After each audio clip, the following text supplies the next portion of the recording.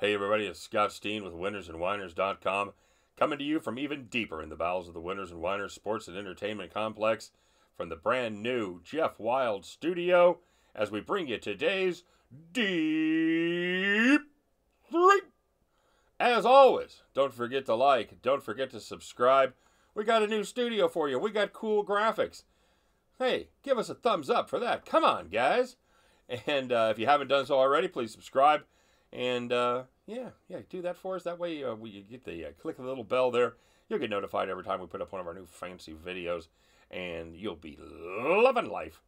So, what else? Don't forget to visit statsalt.com and winnersandwhiners.com. Deep dives into not just the games today, but the games tomorrow, the games the next day after that, and the games for all of eternity. As long as you can bet on them, we'll be writing about them at Winners and Whiners and Stat Salt. And most importantly, of course, tell us what you're playing today. Tell us if you're tailing. Tell us if you're fading. Maybe a little combo pack. Tell us what else you got going on. You got a little soccer. You got a little NHL. You got a little different spin on some of these games. Well, let us know. And the good part about that is when you get it right, we give you the much coveted shout out at the end of the video. So, with that being said, let's move on to our quick recap. Went 1-2 on the Deep 3 today. We broke our winning streak as Pittsburgh took care of business there in the game against the Cardinals. Kind of went. Chris Archer actually looked good, but they were able to do it against the bullpen. And then we also that was the extent of our good news, as we had the DePaul first half. DePaul just never really found themselves till about 7 or 8 minutes left in the game. Then they actually made a run and made a game of it. But for our purposes, that was way too late as we had the first half number. And we finished up showing that my baseball knowledge, while good, is not all-encompassing, as I took Matt Strom to have a great performance there in his first game out this year for the San Diego Padres. And he absolutely shite the bed. Just dreadful. He was so bad he looked like he still should be playing for the Royals. All right, just not a good performance for Matt at all. That game was just never really. We were never really in that one. Gave up 5 runs in the first couple 3 innings, and yeah, San Diego was playing from behind the 8 ball all night long. No comebacks, no heroics. So 1-2 we go on the premium side. We did go 1-1. We had the DePaul over, and for a lot of the reasons I just mentioned, the defense was actually able to shut down the Blue Demons. I thought that I thought that the Blue Demons would be able to dictate the pace a little bit better, but especially on their home floor, South Florida was able to impose their will defensively on the DePaul Blue Demons. It'll be curious to see when these teams meet back in Chicago for games 2 and 3, if necessary, what that total will be. I bet it won't be 151. All right, that's just a hunch. And we also had Seattle, and in all the ways that I'm a complete moron on the San Diego game, actually, we got that one right. We picked King Felix to do well enough, and he actually gave up 3 runs in 5 innings, 2 unearned. Got a couple bad breaks there. Actually pitched pretty well. Nice bite on his breaking pitch. His fastball velocity sitting 92, 93, and was able to spot it pretty well. So King Felix did a pretty good job against a fairly potent LA Angels lineup. So we go 1-1 on the premium side, and on we go to tonight's picks. First off, we're taking a look at Hampton visiting Marshall up there in West Virginia. Hampton is a 5-point underdog, and my cap of this game is as follows. The recipe is simple for Marshall to win and cover in this one. Don't miss your shots. Don't miss any shots. The Pirates, they have been absolutely dominating on the boards in this tournament so far, and that makes for a bad matchup for a Marshall team that gets out-rebounded by an average of 9 rebounds every game. The Herd has struggled in the tournament. They've shot just 32% from distance and recorded 3 fewer shots from beyond makes from beyond the arc than their season average. Meanwhile, Hampton has stepped it up a notch from beyond the arc. They have shot 37% from downtown in the tournament, which is actually 2.5 points better than their season average. I think Hampton limits second chance points for Marshall.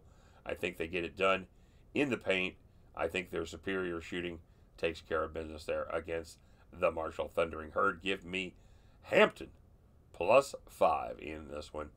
And heading to the NIT as we go to Madison Square Garden to watch the Battle of Texas Part 3 as the Texas Longhorns take on the TCU Horned Frogs.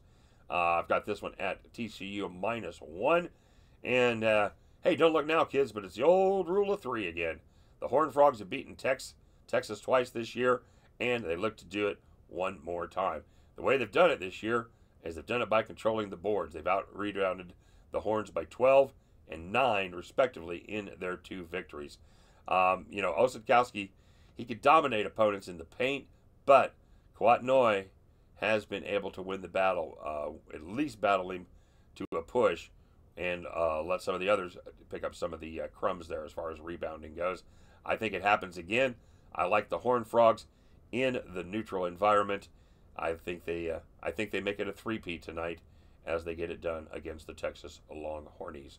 And finally, we're taking a look at Texas Southern and Wisconsin Green Bay. Hey kids, do you like points? Are you tired of watching Virginia and Texas Tech just grind their opponents to dust while watching the shot clock run down to single digits on every single possession? Well, have we got a game for you. Meet Texas Southern and Wisconsin Green Bay. They are the 22nd and 23rd highest scoring teams in America, and they're getting it on tonight up there in Cheddarville. I just don't see any way that this game is not a track meet.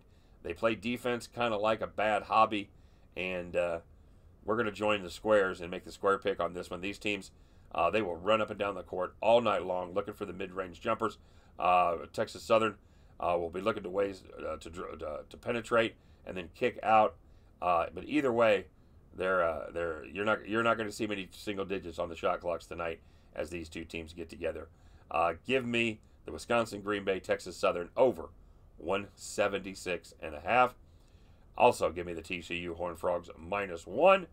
And how about Hampton +5? At the end of those contests, you guys can join me. We'll pick up our tickets, and we'll head back to the window.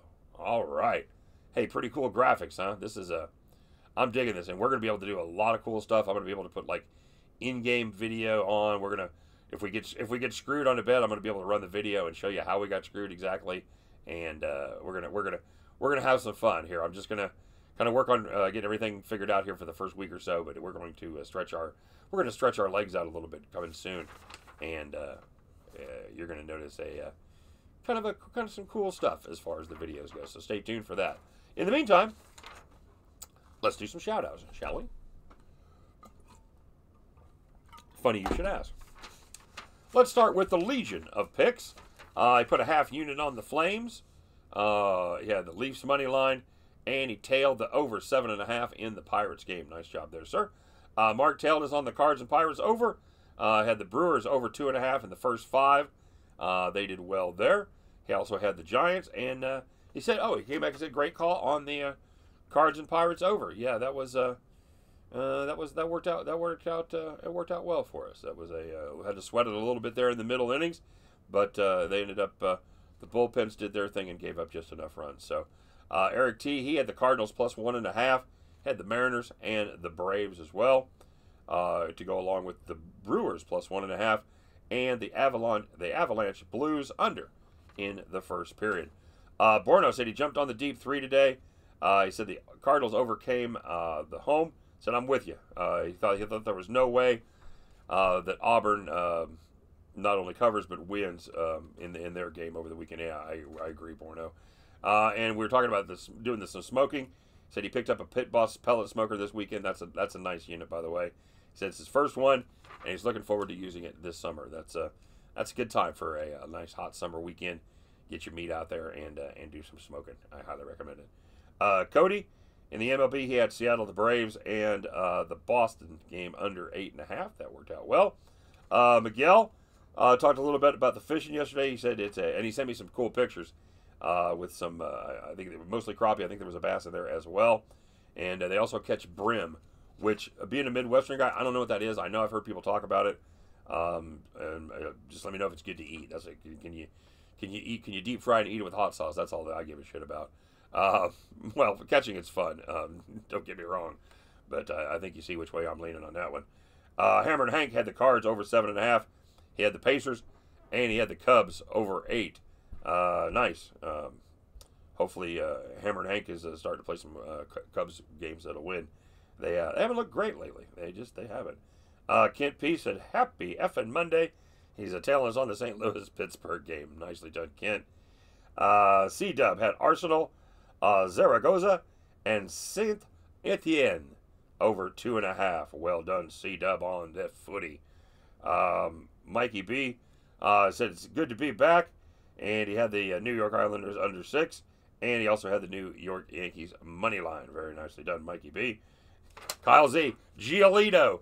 Right, I watched that fucker own the Royals for the entire game and 2 games last season. You think I'd remember Giolito? Absolutely, yeah. And Kyle Z said he's a weird pitcher. He sucks, but he throws some gems every now and then. He's absolutely right. Often against the Royals. He's tailing us on the over 7.5 in the Pirates game. Thanks, Kyle Z, and thanks for reminding me of Giolito. Yes, I will. I will be betting him accordingly, as he should be sucking until he sees Kansas City again. And the Divine Greek says, "Thanks for the great week. Just like AC/DC, he's back in the black. He's Greek dancing all over the bookie and smashing some plays in the process." Tailed us on the Deep-3 today, and Portland at -3.5 as well.